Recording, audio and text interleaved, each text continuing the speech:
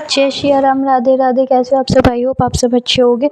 इंद्रदेव ने श्री कृष्ण को नरकासुर के बारे में क्या बताया। आज नरक चतुर्दशी है। भगवान कृष्ण और उनकी पत्नी सत्यभामा ने नरकासुर नाम के दैत्य का वध किया था। तब से हर साल इस दिन नरक चतुर्दशी मनाई जा रही है। नरकासुर का निवास श्रीमद् भागवत पुराण में प्रयाग ज्योतिषपुर माना गया है, जो आज का असम ही है। इसके नाम कामरूप और मायालोक भी है। नरकासुर को मारा जा चुका है, लेकिन सदियों बाद भी उनके नाम पर गुवाहाटी में एक पर्वत और एक रास्ता है। नरक चतुर्दशी के मौके पर दैनिक भास्कर पर इस पर्वत और रास्ते तक पहुंचा।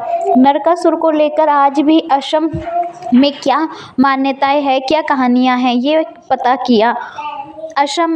असम में लोक कथा है कि ये नरकासुर पथ खुद नरकासुर ने कामाख्या देवी ने के लिए बनाया गया था। ये रास्ता आज भी कामाख्या देवी मंदिर की ओर जाता है। इस रास्ते को एक रात में पूरा करना था, लेकिन वो इसे पूरे नहीं कर पाया। नतीजतन आज भी ये रास्ता अधूरा ही है। नरकासुर अत्याती था और उसने 16,100 लड़कियों को कैद कर रखा था। उसके साथ युद्ध में भगवान श्री कृष्ण बेहोश हो गए थे।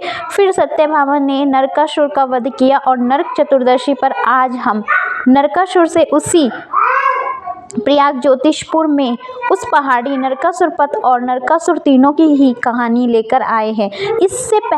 सबसे पहले बात नरकासुर और भगवान कृष्ण की कहानी की है। ये कथा श्रीमद् भागवत पुराण में है और असम में भी लोक कथा के रूप में सुनाई जाती है। असम में भी लोक कथा के रूप में सुनाई जाती है। कामाख्या मंदिर जिस नीलांचल पर्वत पर स्थित है, उसके दक्षिण में पांडु गुवाहाटी मार्ग पर जो पहाड़ियां हैं, उन्हें नरकासुर पर्वत कहते हैं। नरकासुर कामरूप का राजा था और कामाख्या का प्रमुख भक्त था। जिस रास्ते अधिक संख्या लोग मंदिर तक पहुंचते हैं, उसे नरकासुर पथ भी कहते हैं।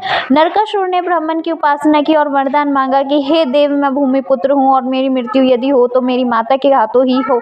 वर प्राप्त के बाद नरकासुर ने पृथ्वी के सभी राज्यों को परास्त करने के पश्चात देवलोक को जीतना चाहा। इंद्र के दरबार पर आक्रमण किया और प्रतापी नरकासुर को देख इंद्र सिंहासन छोड़ भाग गए। नरकासुर ने अपने महल में 16,100 सुंदरियों को बंधन बना रखा था। देवलोक में वापसी के क्रम में नरकासुर देवी आदित्य ऋषि काश्यप की पत्नी देवता, जिनके पुत्र माने जाते हैं कि सुंदर दमकते कर्ण फूलों पर मोहित हो गया, जिसने उसे झपट लिया। रोती बिलखलाती आदित्य सत्यभामा के पास पहुंची। सत्यभामा भगवान कृष्ण की 8 रानियों में से एक थी। सत्यभामा आदित्य को कृष्ण के पास ले गई। कृष्ण ने सत्यभामा से कहा, चलो हमारे साथ, कि तुम्हारी सदैव यही इच्छा रहती है ना कि तुम मेरे संग युद्ध भूमि में रहो। तो चलो। गरुड़ पर सवार कृष्ण और सत्यभामा नरकासुर की राजधानी प्रयाग ज्योतिषपुर की ओर चले। कृष्ण को देख नरकासुर ने अपने सेनापति मूरा को युद्ध के लिए भेजा। कृष्ण के एक ही बार में मूरा समेत तमाम सैनिक मारे गए। क्रोधित नरकासुर महल से निकला और उसने अपने त्रिशूल से कृष्ण पर प्रहार किया, जो उनके सीने पर लगा। कृष्ण अचेत अवस्था में युद्ध के मैदान पर गिर गए। कृष्ण की हालत देख विचलित सत्यभामा ने नरकासुर पर बाण से प्रहार किया।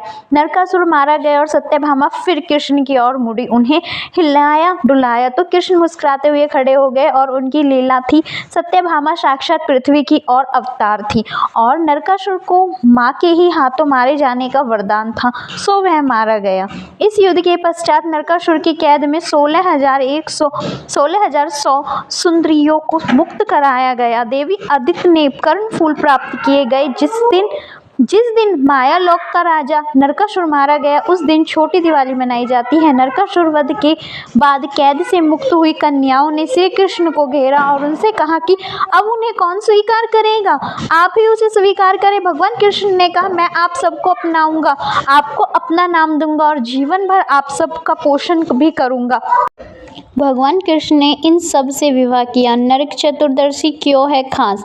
कार्तिक मास के कृष्ण पक्ष की चतुर्दशी को नरकासुर मारा गया था। इसी दिन नरक चतुर्दशी मनाई जाने लगी। मान्यता है कि नरकासुर की मृत्यु से उस दिन शुभ आत्माओं को प्राप्ति मिली थी। मायालोक है यहाँ का प्राचीन नाम। गंगा सागर से गंगोत्री और गंगोत्री से गंगा सागर तक गंगा के दोनों किनारे यात्रा करने वाले व गंगा पर शोध पर पुस्तक लिखने वाले नीलिया उपाध्याय का लोक विभाजन के बारे में मत है कि नैमिषारण्य का इलाका ऋषियों की तपोभूमि थी और हरिद्वार तक यह क्षेत्र था। इसे ज्ञान लोक या देवलोक कहते हैं। वहां से नीचे बनारस तक का इलाका कर्म कांड प्रधान माना गया है। यही मृत्यु लोक है और बलिया से मंदार पर्वत और इसके आगे का क्षेत्र पाताल लोक है और इस लोक के 7 खंड है।